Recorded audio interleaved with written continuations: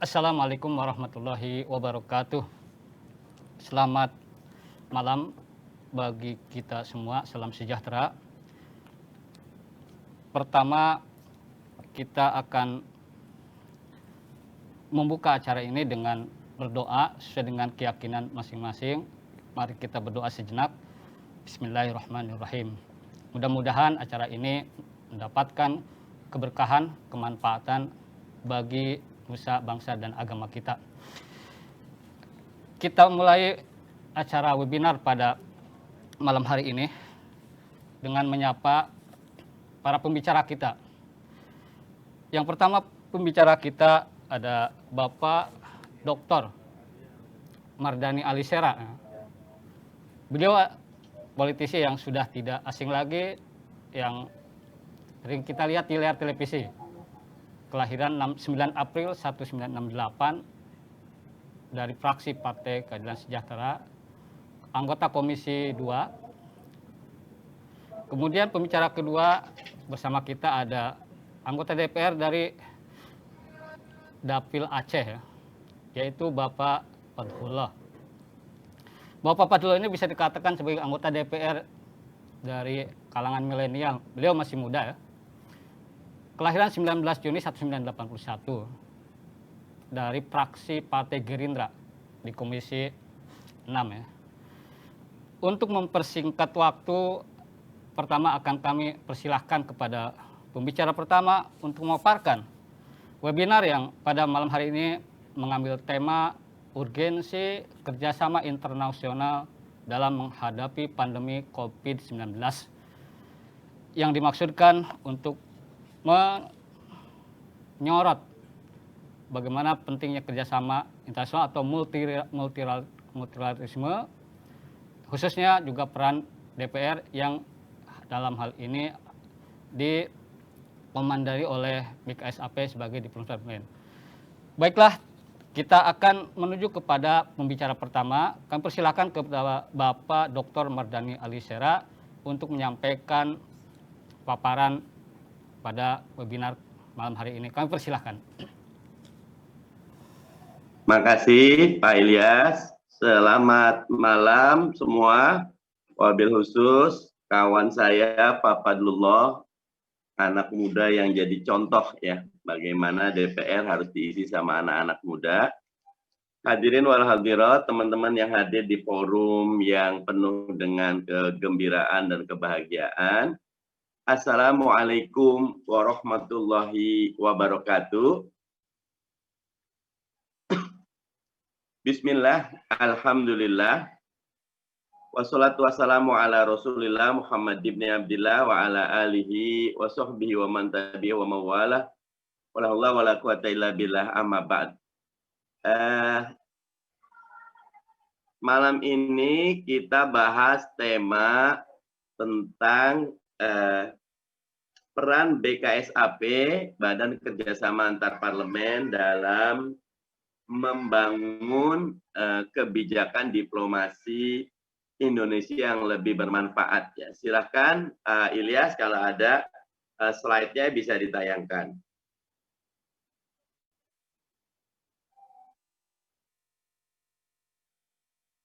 Ada Pak Ilyas? Sudah ditayangkan Pak Mardhani? Oh ya, siap. Teman-teman sekalian, terima kasih Pak Ilyas, bagus sekali ini. Khususnya menghadapi pandemi COVID-19, kerjasama internasional menjadi sebuah keharusan. Karena apa? Sifat pandemi itu menyeluruh ya. Sifat pandemi itu seluruh dunia. Every single country in the world facing the same problem with the pandemic COVID-19. Kalau Amerika nih sekarang udah mulai nih, Pfizer sama BioNTech sudah ketemu vaksinnya. Kemarin 92, kemarin 94%, 94-95 keberhasilannya. Moderna juga udah ketemu ya, hampir 94%. Racing to make vaksin COVID-19 harus diikuti dengan justice for all ya. Nggak boleh dikurangin. Ya,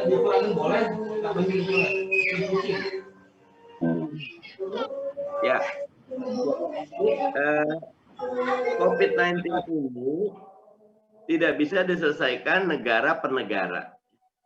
Kalau tadi Amerika dengan Pfizer-nya sudah mau selesai, sementara Afrika, Asia tidak dapat vaksin, maka tetap saja akan ada celah di mana COVID-19 itu akan masuk kembali. Ya. Karena itu kerjasama internasional menjadi sesuatu yang sangat niscaya.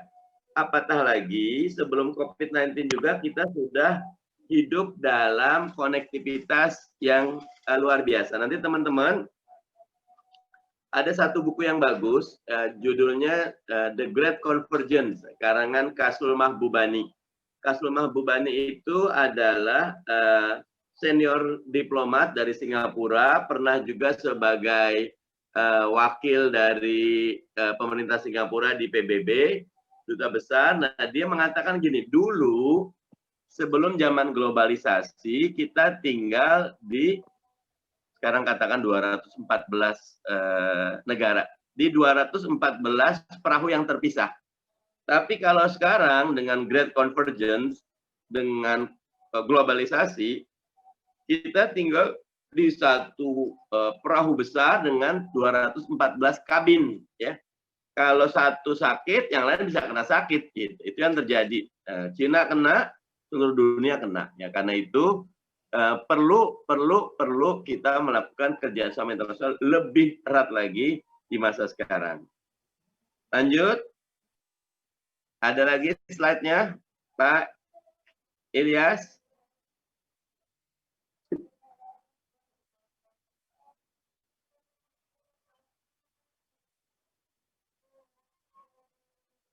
Oke. Ada 5 paling utama ini. Tantangan kerjasama internasional yang ada sekarang ya. Bang Abi nggak bisa melihat karena di sini nggak ada. Yang pertama,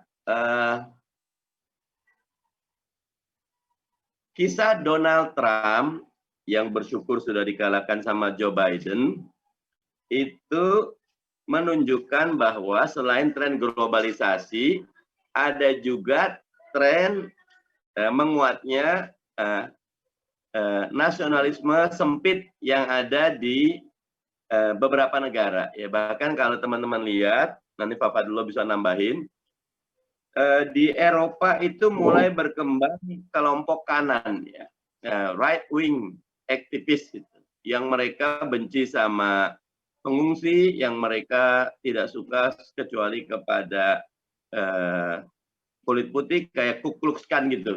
Nah itu kondisi yang ada ya. Ada juga konspirasi teori ya. Ada konspirasi teori. Bagaimana konspirasi teori itu juga membuat ternyata dunia ini dikuasai oleh satu orang. Ya. Bagaimana dunia ini dikuasai oleh dalam tanda kutip satu orang ini bisa satu kelompok gitu. Sehingga terbentuklah kondisi-kondisi di mana masyarakat merasa bahwa ada invisible hand. Nah, yang juga agak rame rivalitas antara Cina sama Amerika. Ya, Amerika sekarang kekuatan ekonomi nomor 1, tapi prediksi banyak lembaga survei di 2030 Cina yang nomor 1. Nah, kalau Cina nomor 1, Amerika tidak suka. Nah, makanya ada perang dagang kemarin. Tapi zaman Trump ya, zaman Joe Biden nanti kita lihat. Kemudian ada xenofobia dan even sinofobia. Xenofobia itu alergi sama orang asing. Kalau sinofobia alergi sama orang Cina. Ya, sebetulnya kalau kita di Indonesia melihat setiap orang itu dalam konteks island of integrity, pulau integritas. Mau Cina, mau India, mau nasional, mau luar. Kalau punya integritas, ayo kerjasama. Kalau tidak punya integritas, jangan kerjasama. Nah, jadi integritas. Terakhir, yang paling berat, lack of international leadership. Ya, ketika Ebola berkembang, ketika krisis ekonomi 2008 berkembang, Amerika mengambil peran besar. Ya. Sekarang dengan Donald Trump, Amerika bahasanya terserahlah apa yang terjadi dengan dunia, yang penting negara saya. Tapi dengan sikap terserah negara saya, hampir 8, hampir sekarang 9 juta penduduk Amerika sudah kena COVID, 270 ribuan yang meninggal. Nomor 1 Amerika terus ya, ketika dia langsung berpikir inward looking ya. Nah, lanjut, slide berikutnya. Makasih Pak Ilyas, ini bagus sekali ya. Vaksin COVID-19 vaksin. Nah, ini Indonesia sudah bagus ya, walaupun kita agak khawatir ya. Kita terbukanya dengan Sinopharm, Sinovac ya, dengan Bio Farma, tetapi Cina ini belum dikenal sebagai negara yang sukses dalam memproduksi vaksin sebelum ini ya. Pfizer Amerika oke, ya, Moderna Eropa oke ya. Ya, terakhir BioNTech kerjasama ini yang keturunan Turki oke ya. Tetapi sekarang kita sedang jalan dan menurut saya setuju sama pemerintah, jangan cuma satu sisi cuma ngandelin Sinovac gitu loh, Sinopharm. Tapi kita juga harus punya akses ke Moderna, punya akses ke Astra, punya akses ke Pfizer gitu loh, sehingga kita punya berbagai dampak. Karena gini, naturalnya 10 tahun kita perlukan untuk vaksin, tetapi karena kondisi demikian luar biasa, setahun ini sudah mulai ketemu kan, Januari 2019 sudah mulai merebak, sekarang Januari 2021 itu udah. Jadi Januari 2020 atau Desember 2019, sekarang Januari 2021 sudah mulai. Jadi ini luar biasa memang. Walaupun begini, COVID-19 ini hadir, Pak Ilyas, Pak Fadlullah nanti lebih detail boleh tambahkan, hadir ketika dunia lagi punya kekuatan saintifik yang luar biasa. Dulu ketika abad 18 ada Black Death virus itu loh. Orang meninggal wajahnya hitam, jutaan orang nggak tahu sebabnya apa. Cuma ini kutukan dari Tuhan. Sama ketika flu Spanyol 1918 itu. Ini juga kutukan Tuhan. Tetapi COVID-19 ini dalam 2 minggu aja sudah ketahuan DNA-nya kayak apa, itulah. Bentuknya seperti apa, kenapa disebut corona, karena memang ada kayak mahkotanya. Jadi luar biasa. Ya, kemanusiaan sekarang sudah punya kekuatan dalam membangun katakan hubungan sains yang baik. Lanjut. Nah, sekarang diplomasi DPR saat pandemi, alhamdulillah, karena jadi gini, diplomasi DPR itu kita menyebutnya second track diplomasi, diplomasi yang jalur kedua ya. First track diplomasi itu Kementerian Luar Negeri, pemerintah eksekutif ya. Ada kelebihan second track diplomasi itu ketika kita menjadi lebih lentur ya. Kita bisa ketemu pemerintah, kita bertemu partai, bisa ketemu parlemen, bisa ketemu oposisi, koalisi, ketemu semuanya. Jadi lebih lentur. Sehingga kalau pemerintah ya pasti akan G2G, government to government. Jadi ini luar biasa. Kalau sebelumnya kita mengetahui 3 fungsi DPR, budgeting, legislating, sama controlling, sekarang ada diplomasi, ya, fungsi keempat. Lanjut, slide berikutnya. Kasih Pak Ilyas, bagus sekali, cepat. Itulah.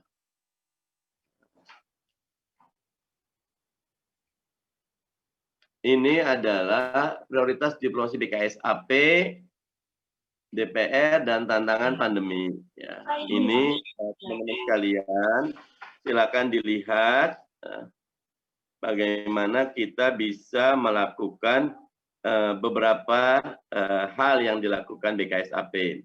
Mendorong kerjasama internasional untuk akses setara. Ya, kemarin dalam beberapa rapat yang kita ikut dengan WHO, kita tekankan tentang akses justice for all, ya, keadilan buat semua.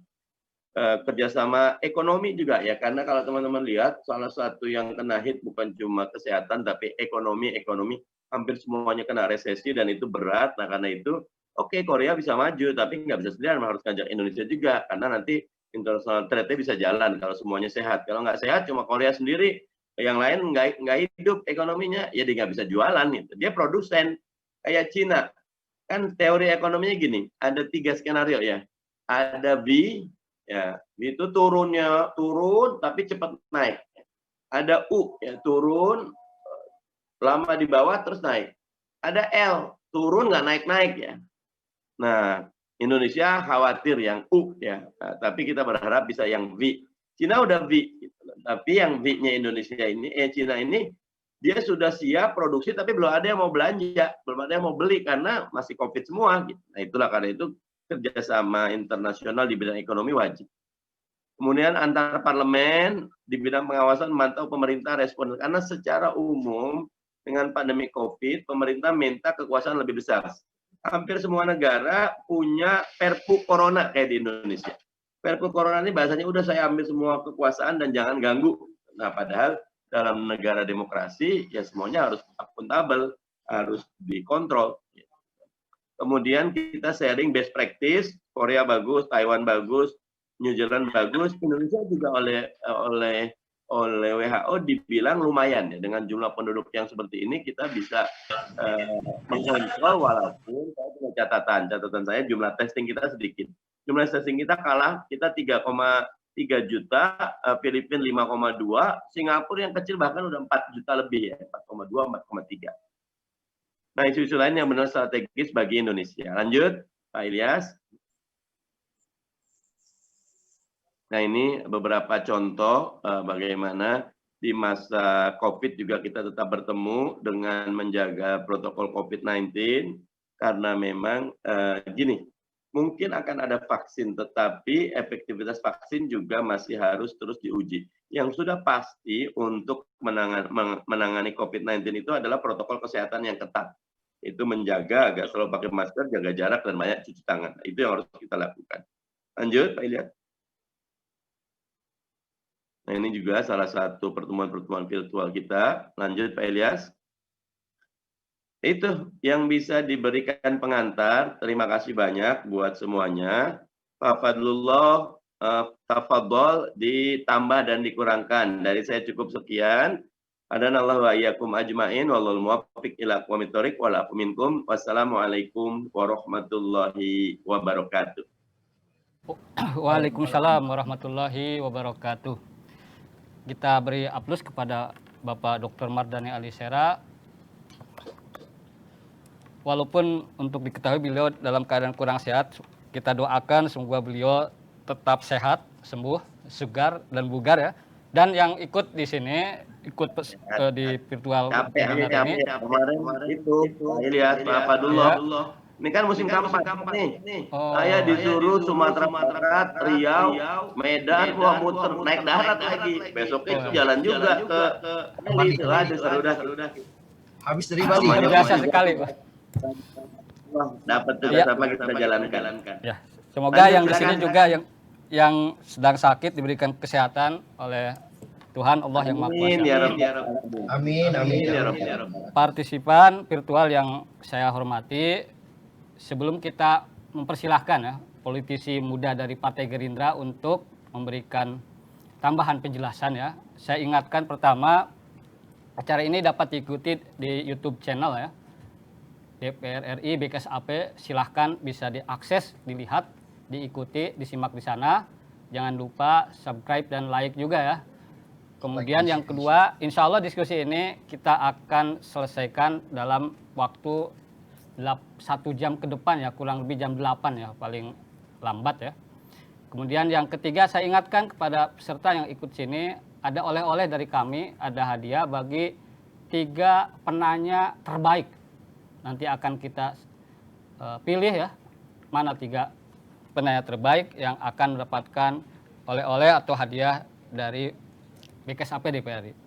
Oke, kita langsung ke Pak Fadlullah ya, salah seorang politisi muda kita yang murah senyum ini dari daerah Aceh, akan memberikan tambahan pemaparan pada webinar pada malam hari ini. Dipersilahkan kepada Bapak Fadlullah waktu dan tempatnya ya. Assalamualaikum warahmatullahi wabarakatuh. Waalaikumsalam warahmatullahi wabarakatuh. Yang terhormat Bapak Dr. Mardhani Alisera, kemarin kita baru pulang sama-sama dari Bali. Ternyata Pak Dokter, lanjut lagi perjalanan mungkin menyelesaikan tugas partai ya. Kemudian teman-teman, Bapak Ibu peserta webinar yang saya banggakan. Saya rasa apa yang dijelaskan oleh Pak Dr. Mardani Alisera sangat cukup jelas. Cuma saya ingin menambahkan beberapa poin saja. Memang di beberapa negara mereka sudah menemukan vaksin ya. Kita lihat Rusia dan beberapa negara lain. Mudah-mudahan Indonesia di tahun depan ini juga bisa bisa di hasil-hasil yang ditemukan ini masih uji tahap tes berikutnya. Mudah-mudahan kita juga akan sama dengan negara lain. Karena kita tahu pandemik ini lebih dari 200 negara ya, 215 negara kalau nggak salah saya. Ini bermacam terutama faktornya seperti jelas tadi ekonomi. Ini di mana-mana kita lihat dengan pandemik ini semua negara mengalami ekonominya goyang ya. Malah ada beberapa perusahaan besar di luar negeri kita lihat sudah ya tutup lah kita bilang kan. Nah, saya berharap kepada teman-teman webinar khususnya yang dari Aceh ya kan. Saya juga sering pulang pergi Aceh. Memang kalau di Aceh Pak Ketua, saya cerita sedikit. Di Aceh Maulid tahun ini tetap berjalan seperti biasa. Biasa. Jadi ke masjid, ke musala, itulah salah satu kalau menurut saya lihat itu kepercayaan yang sangat tinggi di daerah Aceh, ya kan? Dulu pernah ditutup warung kopi, pernah ditutup masjid, tapi oleh para ulama untuk diminta buka kembali masjid dan musala tempat ibadah lah. Nah, ini saya rasa dan saya lihat sendiri, ya kan, bagus. Tetapi jangan lupa juga untuk menjaga protokol kesehatan. Nah, kembali ke tadi, kita lihat seperti di Swedia. Swedia mereka untuk masyarakat lokal sendiri, mereka itu sangat disiplin. Kenapa di sana sangat kurang? Karena mereka disiplin. Artinya begini, mereka bagi yang kurang sehat, udah pasti mereka tidak keluar rumah. Nah, kalau di tempat kita sebaliknya, mereka yang kurang sehat, mereka yang jalan-jalan. Nah, oleh karena itu, kembali ke tadi, walaupun vaksin ini sudah ditemukan, tapi yang paling efektif adalah menjaga jarak, protokol kesehatan itu. Jadi dari saya rasa cukup sekian, ya kan. Yang lainnya tadi sudah sangat jelas oleh Pak Dr. Mardani Alisera. Saya kembalikan kepada moderator. Makasih Pak Padullah, makasih. Bagus sekali. Sama-sama, Ketua. Betul, biasa Swedia tuh. Terima kasih Pak Padullah yang telah menambahkan, terutama menyoroti terkait potensi vaksin di masa depan. Mudah-mudahan ya, vaksin yang digadang-gadang bisa menyelesaikan bagian terpenting dari pandemi ini segera diimplementasikan dan kehidupan kita kembali normal gitu kan. Kemudian hal kedua yang ditekankan oleh Pak Padullah, pentingnya disiplin Pak ya. Disiplin untuk terus komitmen dengan protokol kesehatan, itu yang penting. Sebelum kita melanjutkan ya ke sesi berikutnya, saya ingin juga memberikan beberapa poin penting tadi yang lupa disampaikan oleh Pak Mardani ya. Saya lupa untuk meng-highlight-nya. Pertama, beliau menjelaskan pandemi ini tidak bisa selesai oleh satu negara. Yang kedua, ada tantangan untuk terimplementasinya kerjasama internasional ini. Tantangan yang paling utama adalah nasionalisme sempit ya. Kemudian yang tak kalah pentingnya juga kita sekarang ada kekurangan leadership secara global ya. Kalau dulu ada Amerika, ya, sekarang sepertinya tidak melihat ya. Kemudian Pak Mardhani juga mengingatkan bahwa parlemen berperan penting untuk merajut ya, kerjasama internasional ini. Ada salah satu keunggulan dari diplomasi parlemen yaitu lebih fleksibel dan lebih lentur ya. Tidak memperpanjang komentar apa yang disampaikan oleh kedua pembicara, saya akan menyapa para peserta ya, dari webinar ini yang berasal dari seluruh jagat ya, karena saya yakin mungkin tidak hanya sekadar di Indonesia, ada juga yang dari luar negeri mungkin ya, untuk memberikan pertanyaan atau komentar apa yang disampaikan oleh kedua pembicara tadi. Dan perlu diingatkan juga ya, bahwa kedua pembicara ini juga tidak hanya sebagai anggota BKSAP Pak ya. Pak Mardhani dari Komisi 2, ini masalah yang seksi sekali, politik. Kemudian ada Pak Fadhullah dari Komisi 6 Pak ya, masalah BUMN dan sebagainya.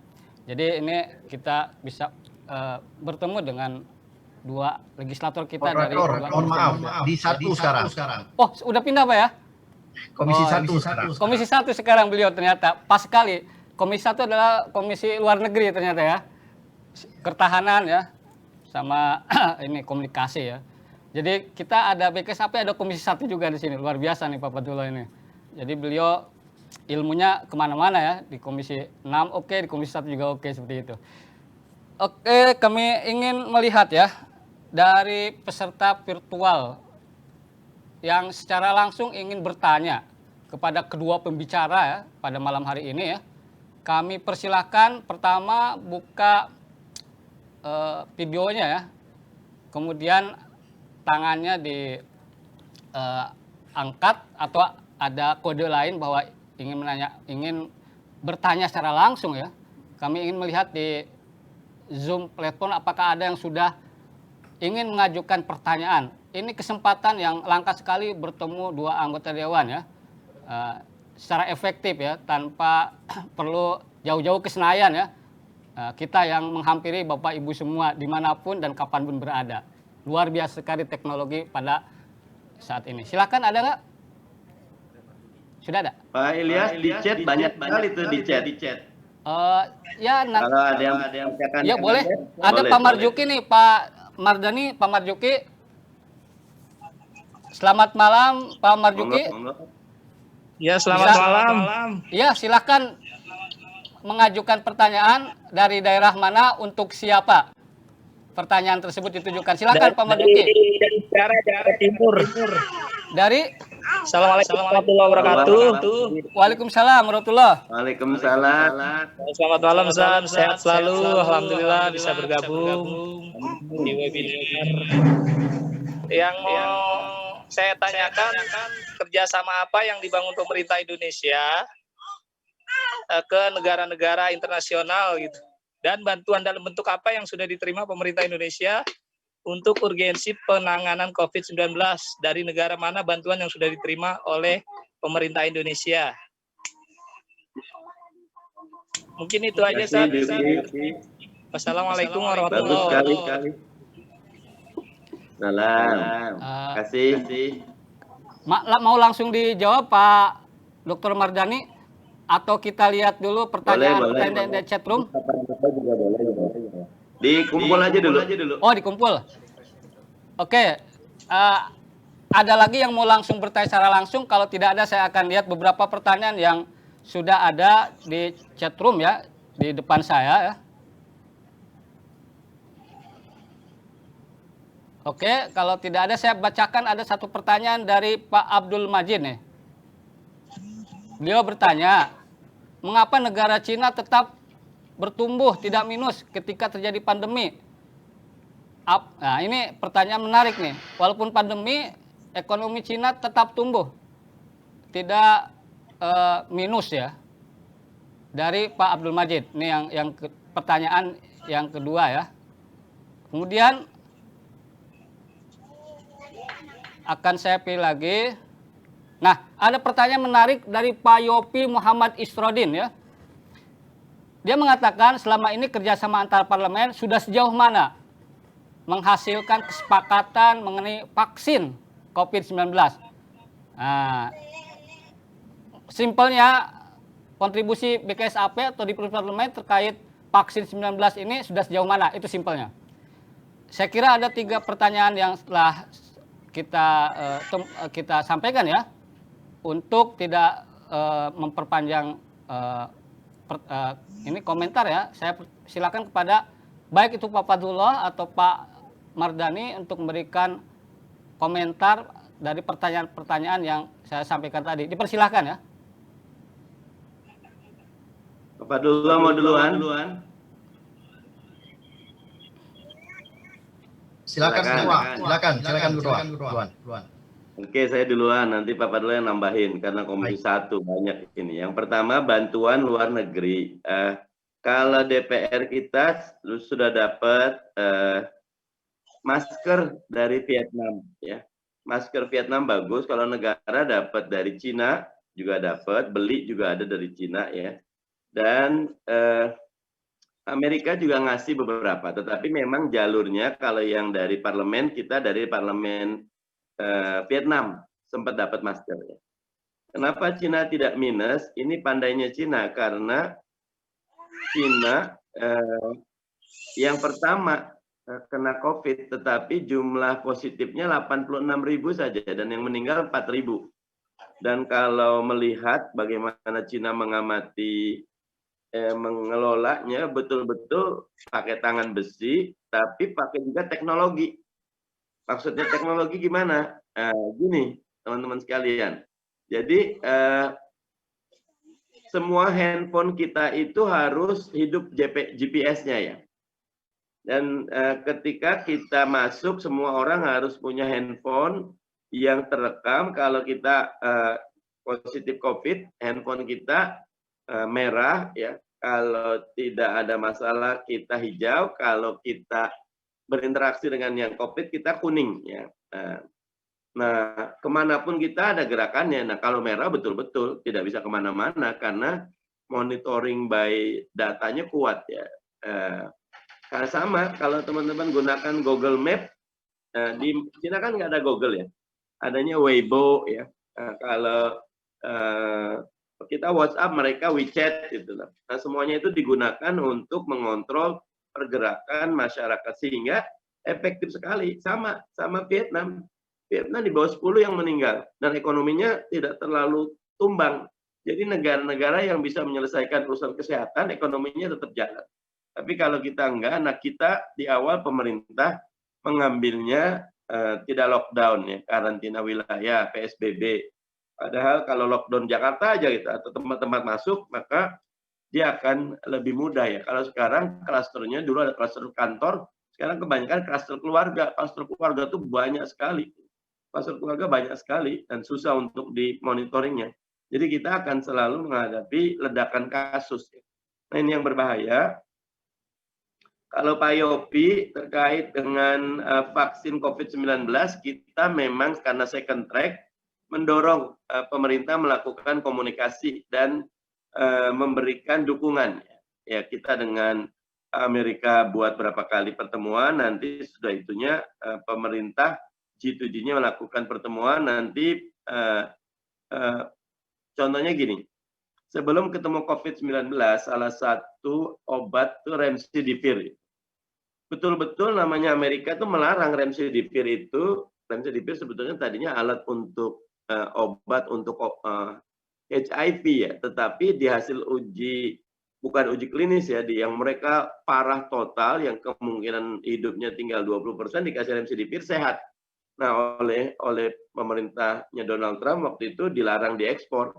Kita lobby, akhirnya kita dapat 200.000 dosis remdesivir, sehingga mereka yang quote and unquote nafasnya susah, ventilatornya udah berat, dikasih remdesivir beberapa membaik.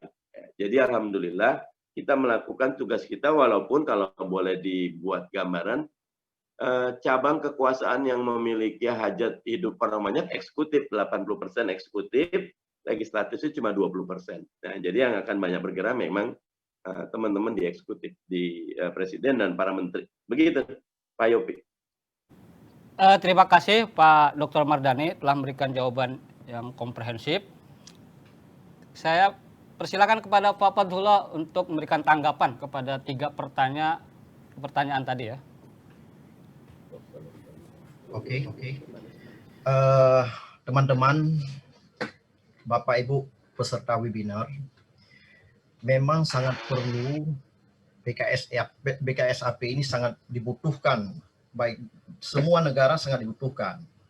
Kenapa? Karena disitulah mendapatkan semua informasi tentang negara, seperti pertanyaan tadi yang ditanyakan, kenapa Cina walaupun lagi pandemik, tapi ekonominya tetap bertahan. Ini faktor semua dari disiplin. Sebenarnya Indonesia bisa kita jadikan begitu, asalkan disiplin. Seperti Pak Mardhani jelaskan tadi, kita kalau dibilang menangani pandemik ini terlambat, boleh jadi. Karena waktu itu pemerintah mengambil keputusan tidak melockdown, ya kan? Kemudian PSBB, ya banyak orang yang menyesalkan dengan tindakan itu. Nah, tetapi ada bagusnya juga, ya. Ketika penerapan PSBB di tempat kita berjalan sangat baik, ya kan, COVID pun tidak begitu melonjak, ya. Nah, di situ perekonomian kita lumayan bagus. Kenapa negara-negara lain hanya satu faktor adalah mereka disiplin. Mereka dibuka ruang gerak, walaupun di lockdown, kemudian dibuka ruang gerak, mereka disiplin. Jadi begitu selesai lockdown, selesailah COVID, hanya pertumbuhan sangat tipis. Itu saja, Pak Moderator. Saya kembalikan ke Pak Moderator. Terima kasih Pak Fadlullah telah memberikan tambahan jawaban. Beliau kembali menegaskan pentingnya disiplin untuk keberhasilan memberantas, memerangi COVID-19 ini. Ada satu penanya lagi ya, yang secara langsung ingin menyapa para pembicara pada malam hari ini. Mbak Rusmawati atau Ibu Rusmawati, saya belum melihat videonya ya. Kita lihat nih, silakan. Oh, Ibu ternyata luar biasa nih. Ini contoh ibu-ibu yang tidak gagap teknologi ya. Luar biasa sekali. Silakan Ibu, dari mana? Dan pertanyaan untuk siapa? Silakan Ibu, bisa mendengar saya? Assalamualaikum Pak. Waalaikumsalam warahmatullahi. Selamat malam semua juga. Saya Ibu Rusmawati atau biasa disapa Ibu Yus ya, dari Kelurahan Rambutan, Ciracas, Jakarta Timur. Apilnya Pak Mardhani. Begini. Rumahnya posko banjir itu. Masya Allah. Masya Allah. Saya hubung itu enak. Masya Allah. Ya Pak. Apa kabar Ustaz? Begini, membahas dampak merebaknya COVID-19 ya terhadap risiko pertumbuhan ekonomi global ya. Ekonomi dunia itu menghadapi ketidakpastian terkait durasi wabah COVID-19 yang tidak kita ketahui kapan berakhirnya ya. Dan kemungkinan adanya mutasi virus atau efektivitas dari berbagai upaya menahan penyebaran virus. Kemudian risiko lain juga yang menjadi perhatian adalah dampak yang ditimbulkan pada sektor finansial tentu saja, juga pasokan-pasokan barang, kegiatan perdagangan, dan kepercayaan masyarakat itu sendiri. Nah, yang saya akan tanyakan adalah sejauh mana sih pemerintah Indonesia sudah mendorong mendorong internasional, maksud saya, terhadap pandemi COVID-19 ini agar cepat mereda. Contohnya di negara lain kan sudah bisa menemukan virusnya, jenis-jenis virusnya dan menemukan vaksinnya, tetapi Apakah Indonesia juga sudah begitu atau masih dalam tahap yang seperti apa? Itu yang saya tanyakan ya. Begitu saja mungkin. Terima kasih atas kesempatannya. Billahi taufiq wal hidayah. Assalamualaikum warahmatullahi wabarakatuh. Waalaikumsalam warahmatullahi. Salam. Silakan langsung Pak Padulo atau Kasih Pak Bu Mardhani. Yu. Silakan langsung di. Karena dapil jawab. saya izin. Oh ya, Pak silakan. Fadlan dari Aceh Pak Ilyas dari Aceh kasih kesempatan Aceh ya. Kalau Sedang saya Bu tanyakan Yus, nih. Bu Yus dan teman-teman sekalian, pemerintah kita lagi berusaha ya. Virus merah putih lagi disiapkan ya. Walaupun kita jauh tertinggal dari Sinovac atau Sinopharm karena mereka udah uji klinis tahap 3 yang disuntikan ke Ridwan Kamil dan lain itu dari Sinovac ya. Cina ya, kerjasama dengan Bio Farma. Sementara yang belakangan ini diberitakan, ini Pfizer sama BioNTech hasil lebih dari 43.000 relawan sudah dikasih, 92% berhasil meningkatkan imunitas ya. Kalau Moderna 94%, di atas 90% itu udah tinggi sekali, udah bagus sekali. Nah, memang racing ya, racing itu perlombaan menemukan vaksin sangat ditentukan dari infrastruktur pengetahuan, infrastruktur science and teknologi kita ya. Saya sedih dengan pemerintah ketika di COVID-19 ada anggaran di Kemenristek dan BRIN ya, Kementerian Riset dan Teknologi dan Badan Riset Inovasi Nasional tadinya 42 triliun dipotong jadi tinggal 1 triliun atau 500 miliar ya. Padahal mestinya ketika menghadapi COVID-19 yang harus diberikan dana besar, tim risetnya, tim yang membuat vaksinnya akhirnya tidak melalui BRIN tapi melalui jalan juga tapi melalui gugus tugas ya. Nah, kita harus melihat, saya pribadi ditanya, Mbak Rani percaya nggak sih sama Sinopharm Cina kan ini gitu. Saya jawabnya sederhana, kalau dia sudah melalui uji. Jadi gini, tidak bisa vaksin itu disebarkan ke masyarakat sebelum melalui prosedur yang ketat. Pertama tentu uji klinis kepada non-human ya. Nah ini bisa berlangsung 2-3 bulan. Kemudian uji klinis pertama ke manusia, uji klinis kedua ke manusia, uji klinis ketiga manusia. Itu makin 1, 2, 3 jumlah samplingnya makin besar. Ya. Udah gitu selesai itu hasilnya harus diserahkan kepada negara. Nah negara nanti akan meneliti Sinopharm atau Sinovac ataupun Astra, Moderna ataupun Pfizer atau BioNTech, semua data dia tuh siapa relawannya, kena sakitnya apa, macam-macam gitu. Nah itu nanti pemerintah melalui BP POM ya, itu mengeluarkan izin. Nah, baru kalau sudah ada izin boleh. Selama belum ada izin tidak bisa. Walaupun sekarang ini dari bisik-bisik Pak Fadlullah itu vaksin dari Sputnik dari Rusia juga cepat tuh. Sputnik vaksin Rusia udah menyebar ya. 3 juta kalau mau disuntik katanya gitu. Nah, nanti akan problem. Nah, negara kita, seingat saya, pemerintah ingin menggratiskan. Semuanya akan disuntik dan digratiskan, dijamin. Karena ini bagian dari recovery kita sebagai bangsa. Nah, saya ingin menegaskan kita harus kritis. Ya. Apalagi saya misal bagian dari oposisi gitu loh. Tetapi untuk urusan COVID-19, kita semua harus bersatu ya. Karena COVID-19 ini urusan kemanusiaan. Dia bukan urusan politik, tetapi kritis tetap jalan, ya, tetap jalan.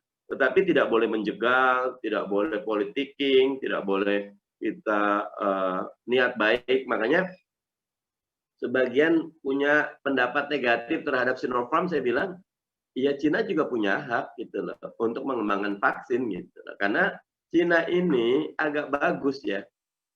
Ketika di Wuhan kena, apa dulu nanti bisa dicek ke teman-teman Komisi 1 yang lain. Yang dilakukan oleh Cina dibuat SOP treatmentnya pakai obat tradisional Cina duluan. mereka tidak langsung jumping into modern medicine gitu. Karena modern medicine nanti yang dikuasai tadi Pfizer gitu loh. Kemudian perusahaan-perusahaan farmasi, apalagi Biden yang menang. Biden ini di belakangnya bahasanya banyak perusahaan farmasi gitu. Nah jadi Cina buat saya bagus. Mereka percaya dengan kemampuan diri sendiri ya. Saya setuju yang minyak kayu putih. Saya juga punya tuh dari satu dosen saya. Jadi kayak minyak kayu putih remason gitu loh. Di lemari. Itu saya bawa kemana-mana Pak Fadullah gitu loh. Tapi karena dia belum uji klinis, dia tidak boleh diiklankan. Tapi saya membuat testimoni, saya pakai ini dan saya merasa sehat. Saya kemarin itu seminggu itu Pak Fadullah, Medan kampanye, Sumatera Barat, Padang kampanye, Tanah Datar, Sijunjung, Bengkalis, Inhu, terus ketemu Papadullah di Bali itu, ILC malamnya gitu loh. Ketemu banyak orang, tapi tes kemarin kami tes swab gitu loh, yang antigen negatif gitu loh.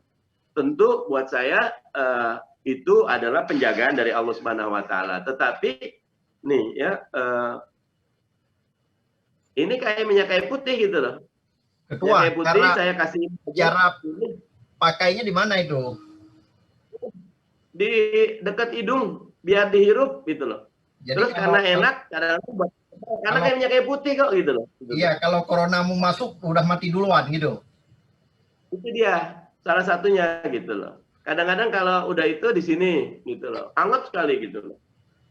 Kok ini kan ilmiahnya belum.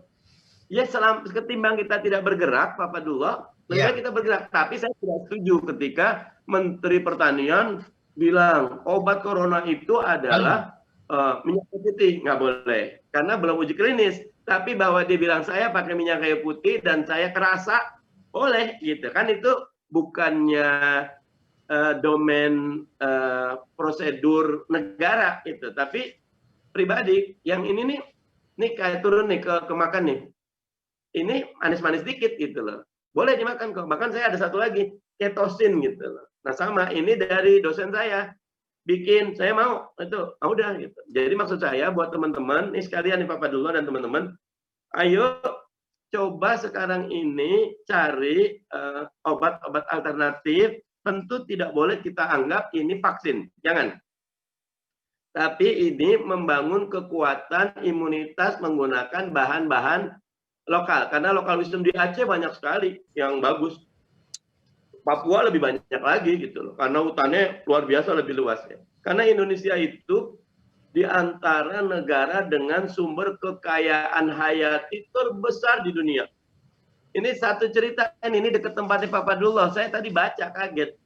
Di Tapanuli Selatan, siapa namanya Joan Hutagalung atau apa, dapat itu meteorit itu loh, batu meteorit. Kita kan nggak tahu kan, udah dipegang aja, lagi malam-malam lagi bikin peti mati ya, karena memang di Tapanuli Selatan orang Kristen, dapat tiba-tiba boom, sengnya itu rupanya batu meteorit. Nah satu ahli batu meteorit dari Amerika tapi tinggalnya di Bali, si Jared itu, langsung nggak sampai seminggu datang ke situ, bawa duit 200 juta.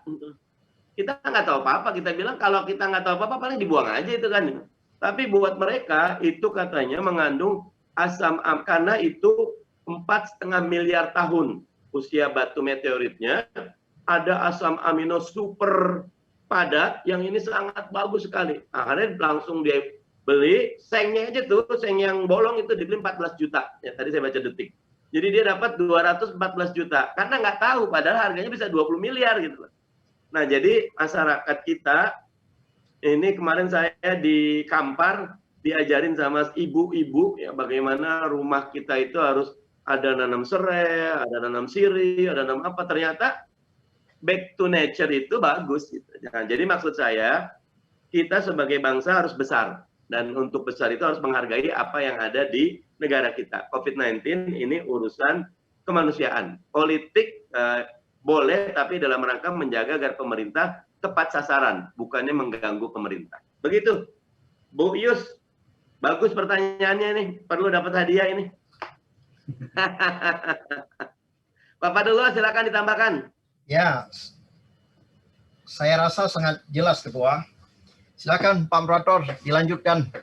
Pertanyaan yang Ya, terakhir dari Ya, Aceh. pertanyaan terakhir dari Aceh nih ada dari Ibu Bapak Mustafa ya. Silakan Pak. Silakan dari dapilnya Pak Fadullah nih. Nanti kalau pertanyaan bagus dapat hadiah tambahan kayaknya dari Pak Fadullah nih. Silakan Pak. Tadi Mas. dari jalan dua juga dong. Oh, silakan. Silakan. Ayo Pak Mustafa. Ya. Halo. Halo Pak Mustafa. Sudah kelihatan videonya? Kalau nggak bisa? Oh, tapi ini ada di bisa? Silakan. Silakan Pak Mustafa. Bagus itu wajahnya, gambarnya kelihatan. Suaranya Pak. Suaranya di kadang-kadang dari kitanya, Ilyas. Kita Oh, gitu. unmute dari host. Gimana panitia? Oh, bukan dari kita. Udah dicek Pak Mardani. Pak Mustafa bisa diperbaiki audionya. Halo. Silakan. Silakan. Kenapa di Indonesia corona sampai detik ini belum bisa dicegah penyebaran corona? Sedangkan di China, di tempat asal virus, malah sudah bebas dari coronavirus. Pertanyaannya jelas ya. Ini pertanyaannya kenapa di Cina sudah selesai, di kita belum ya. Ada pertanyaan sejuta umat ya. Kapan corona itu selesai gitu kan? Ini pertanyaan sejuta umat katanya. Silakan Pak Fadullah nih dari dapil Bapak nih.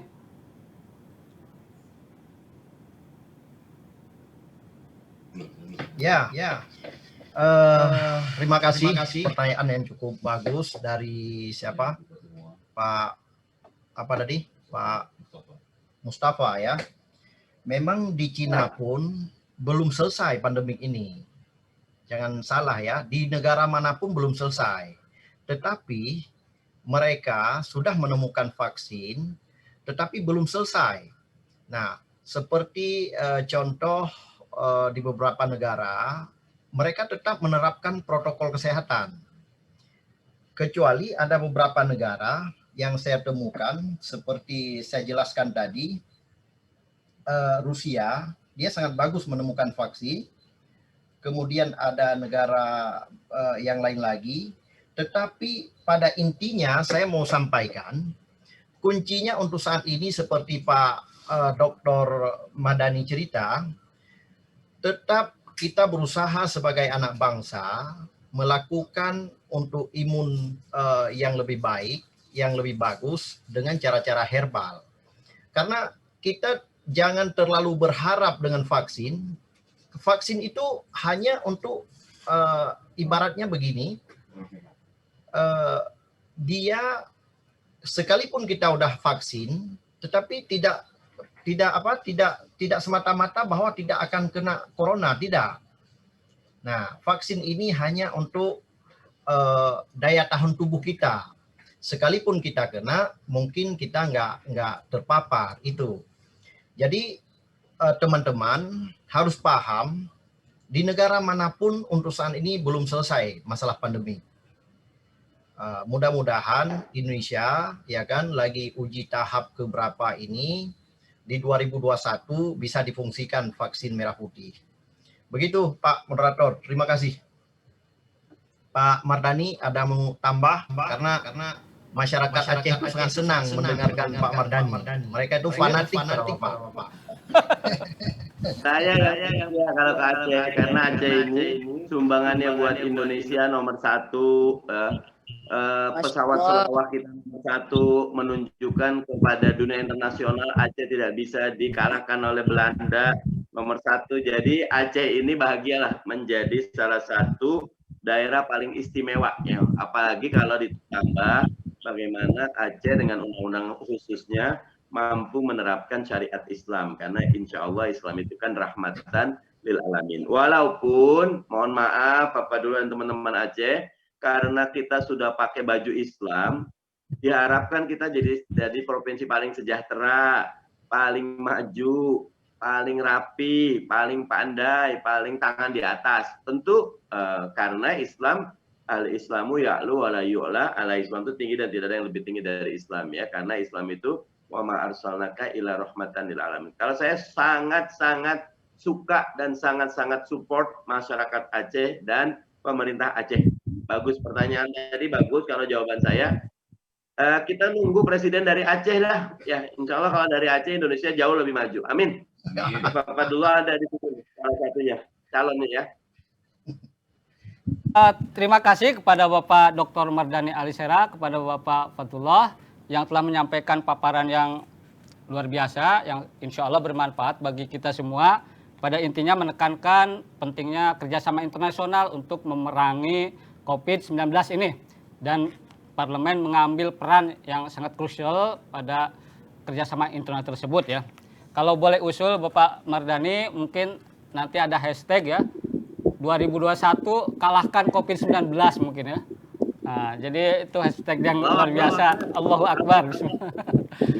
Merdeka ya. Sampailah kita pada akhir acara ya. Tapi sebelum itu ada beberapa pengumuman yang ini mungkin ditunggu-tunggu ya. Pertama, pemenang 3 penanya terbaik ya yang saya catat dengan mempertimbangkan dari pembicara juga ya, dan juga mempertimbangkan dari geografis juga ya. Pertama adalah Pak Mustafa Safwan tadi, insya Allah salah satu yang akan mendapatkan oleh-oleh menarik dari kami. Tepuk tangan dulu ya. Yang kedua Ibu Rusmiati ya. Nah ini dapilnya Pak Mardani, ibu-ibu yang tidak gagap teknologi ya. Kemudian yang ketiga Pak Abdul Majid yang pertanyaannya bagus, kenapa Cina walaupun pandemi, bahkan awal pandemi ya, itu kok pertumbuhan ekonomi tetap tinggi ya. Insya Allah kita akan tutup ya acara webinar pada malam hari ini. Tapi sebelum itu kita ada satu closing statement ya yang akan disampaikan masing pembicara. Yang kedua nanti akan ada sesi foto secara virtual tentunya ya.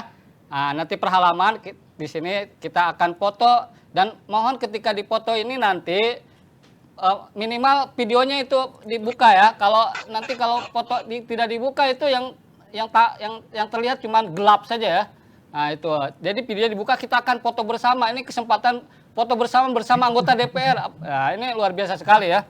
Nah setelah itu nanti akan kita tutup acara secara resmi. Silakan closing statement atau pernyataan penutup dari Pak Fadhullah dulu atau Pak Mardani, silakan lah. Silakan Pak Fadhullah. Ya, silakan Pak Fadhullah dulu. Terima kasih teman-teman, Bapak Ibu yang telah mengikuti acara webinar ini dengan sukses. Saya berharap teman-teman perlu tahu itulah pentingnya BKSAP ini, Badan Kerjasama Antar Parlemen ini ya.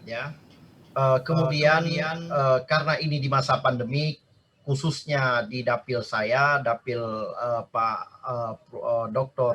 Mardani ya kan, pada intinya jaga protokol kesehatan, jaga jarak, masker, kemudian cuci tangan ya, jaga imun tubuh, minum vitamin yang berherbal seperti Pak Mardani cerita tadi.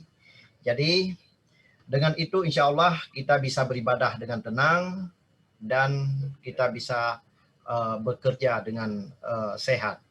Akhiru kalam, assalamualaikum warahmatullahi wabarakatuh. Waalaikumsalam.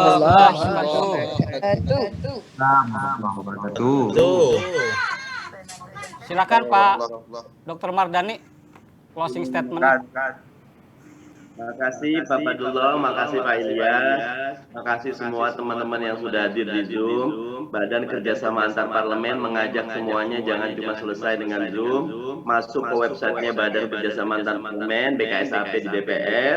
Ada banyak kegiatan di sana, ada banyak acara di sana yang semua bisa ikut. Insya Allah manjada wajada, siapa usaha pasti akan dapat. Ilmu ada di mana saja.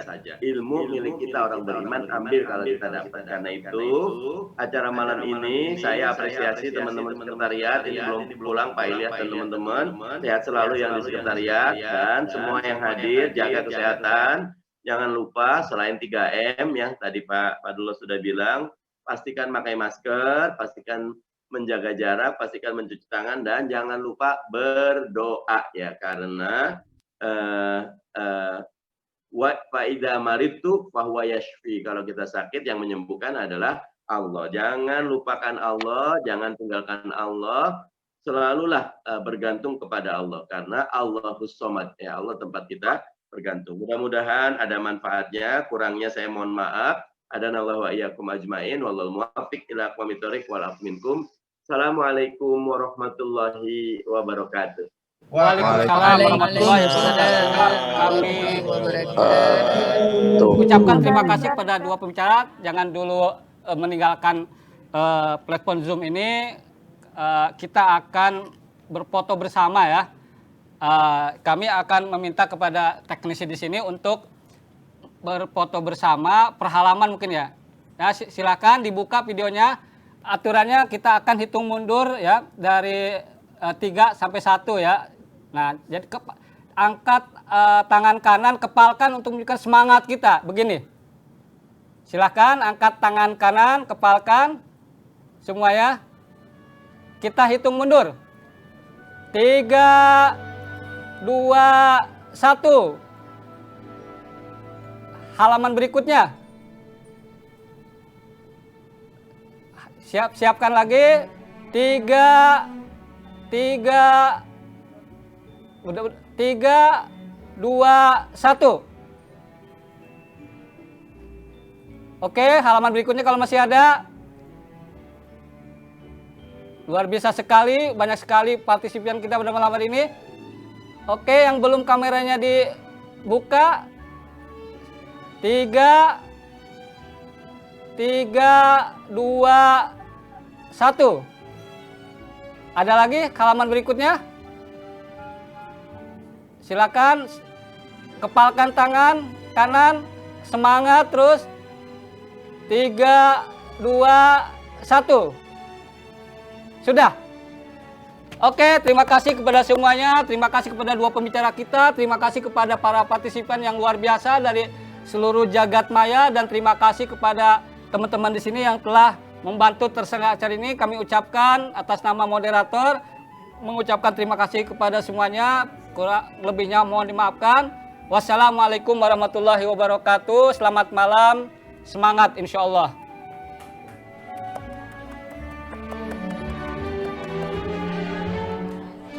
Terima kasih.